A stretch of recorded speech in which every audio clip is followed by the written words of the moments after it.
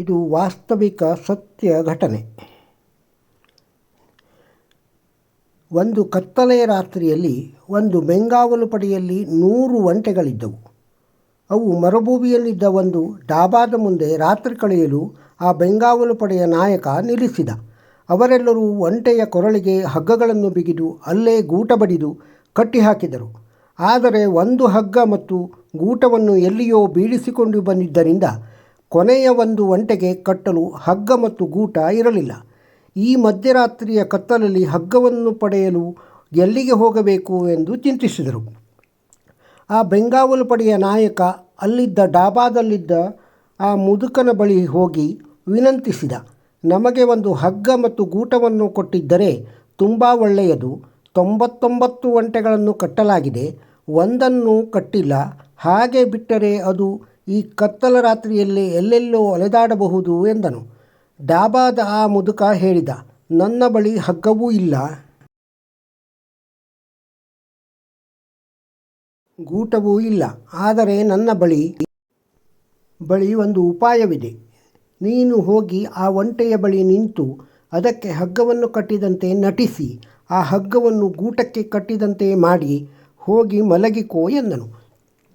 ಆ ಬೆಂಗಾವಲು ಪಡೆಯ ನಾಯಕ ಹೇಳಿದ, ಅರೆ, ಇದು ಎಂತಹ ಹುಚ್ಚುತನ ಎಂದು ಮುದುಕ ಹೇಳಿದ. ನೀವು ತುಂಬ ಮೂರ್ಖರು.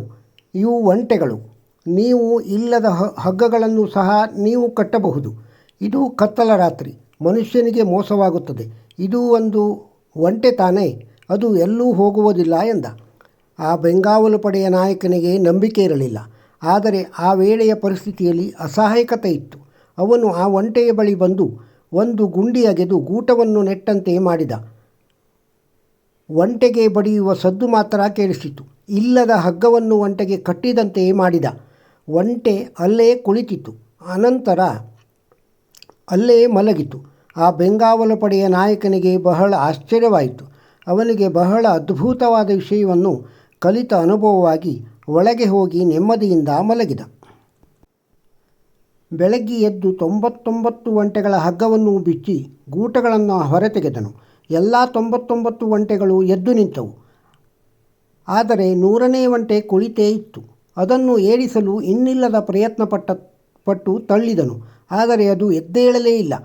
ಆಗ ಬೆಂಗಾವಲು ಪಡೆಯ ನಾಯಕನಿಗೆ ಬಹಳ ಆಶ್ಚರ್ಯವಾಗಿ ಮುದುಕನನ್ನು ಕೇಳಿದ. ಮುದುಕ ಹೇಳಿದ, ಆ ಒಂಟೆಯು ಹಿಂದೂಗಳಂತೆ ತುಂಬ ಧಾರ್ಮಿಕವಾಗಿದೆ. ಹೋಗು, ಮೊದಲು ರಾತ್ರಿ ಗೂಟ ನೆಟ್ಟಂತೆ ಮಾಡಿ ಹಗ್ಗವನ್ನು ಕಟ್ಟಿದಂತೆ ಮಾಡಿದೆಯಲ್ಲ, ಹಾಗೆಯೇ ಅದಕ್ಕೆ ಕಟ್ಟಿರುವ ಹಗ್ಗವನ್ನು ಬಿಚ್ಚಿದಂತೆ ನಟಿಸು ಎಂದನು. ಆ ನಾಯಕ ಕೇಳಿದ, ಆದರೆ ನಾನು ಕಟ್ಟಿಲ್ಲದ ಹಗ್ಗವನ್ನು ಹೇಗೆ ಬಿಚ್ಚಲಿ ಎಂದನು. ಮುದುಕ ಹೇಳಿದ, ನೀನು ಹಗ್ಗ ಕಟ್ಟಿದಂತೆ ನಟಿಸಿದಂತೆಯೇ ಬಿಚ್ಚಲು ಅದೇ ರೀತಿ ಮಾಡು ಎಂದನು. ಆ ನಾಯಕನು ಹಾಗೆಯೇ ಮಾಡಿದ. ಈಗ ಒಂಟೆ ಎದ್ದು ನಿಂತಿತು. ಅವನು ಮುದುಕನಿಗೆ ಧನ್ಯವಾದ ಹೇಳಿದ. ನೀವು ತುಂಬ ಅದ್ಭುತರಾಗಿದ್ದೀರಿ. ನಿಮಗೆ ಒಂಟೆಗಳ ಬಗ್ಗೆ ಸಾಕಷ್ಟು ಜ್ಞಾನವಿದೆ ಎಂದನು. ಆಗ ಆ ಮುದುಕ ಹೇಳಿದ, ನನ್ನ ಈ ಸೂತ್ರವು ಒಂಟೆಗಳ ಬಗೆಗಿನ ಮಾಹಿತಿಯಿಂದ ಬಂದುದಲ್ಲ, ಆದರೆ ಹಿಂದೂಗಳ ಸ್ವಭಾವದ ಬಗೆಗಿನ ಮಾಹಿತಿಯಿಂದ ಬಂದಿದೆ ಎಂದನು. ಬ್ರಿಟಿಷರು ಹೊರಡುವ ಮುನ್ನ ಹಿಂದೂಗಳನ್ನು ಆ ಕಾಂಗ್ರೆಸ್ ಎಂಬ ಸುಳ್ಳು ಹಗ್ಗ ಮತ್ತು ಗೂಟಕ್ಕೆ ಕಟ್ಟಿದಂತೆ ನಟಿಸಿದರು. ಆ ಹಿಂದೂಗಳು ಈಗಲೂ ಅಲ್ಲೇ ಅದಕ್ಕೆ ಕಟ್ಟಿಕೊಂಡಿದ್ದಾರೆ. ಅವರು ಇನ್ನೂ ಇಂಗ್ಲಿಷರ ಭಾಷೆ ಸಂಸ್ಕೃತಿಯ ಗುಲಾಮರಾಗಿದ್ದಾರೆ. ನೀವು ಸ್ವತಂತ್ರರಾಗಿದ್ದೀರಿ ಎಂದು ಹಿಂದೂಗಳಿಗೆ ಪದೇ ಪದೇ ಹೇಳಿದ ಅನಂತರವೂ ಅವರಿಗೆ ಅದು ಗೊತ್ತಾಗಲಿಲ್ಲ. ಇಂಗ್ಲಿಷರಿಂದ ಕಟ್ಟಲ್ಪಟ್ಟ ಸುಳ್ಳು ಹಗ್ಗ ಮತ್ತು ಸುಳ್ಳು ಗೂಟಗಳಿಂದ ತಮ್ಮನ್ನು ಬಂಧಿಸಿರುವುದನ್ನು ಅರ್ಥ ಮಾಡಿಕೊಳ್ಳಲಾಗದೆ ಮಲಗಿದ್ದಲ್ಲೇ ಮಲಗಿದ್ದಾರೆ. ಅವರು ಮೇಲೇಳುತ್ತಲೇ ಇಲ್ಲ ಎಂದನು. 400 ವರ್ಷಗಳ ಗುಲಾಮಗಿರಿಯ ಹಗ್ಗ ಮತ್ತು ಗೂಟವನ್ನು ನೇತು ಹಾಕಿಕೊಂಡು ತಿರುಗಾಡುತ್ತಿದ್ದಾರೆ. ಹಿಂದೂಗಳನ್ನು ಮೇಲೆತ್ತಲು ಯತ್ನಿಸುವವರು ತನ್ನ ಶತ್ರುವೆಂದೇ ಭಾವಿಸುತ್ತಾರೆ, ಮತ್ತೆ ಗುಲಾಮರಾಗಿ ಬಯಸುತ್ತಾರೆ. ಇದು ಸಂಗ್ರಹ. ಇವತ್ತಿನ ಈ ಕತೆ ಮಾಹಿತಿ ಇಷ್ಟ ಆದರೆ ಲೈಕ್ ಮಾಡಿ. ಮತ್ತಷ್ಟು ಮಾಹಿತಿಗಳಿಗೆ ಚಾನಲ್ ಸಬ್ಸ್ಕ್ರೈಬ್ ಮಾಡಿ.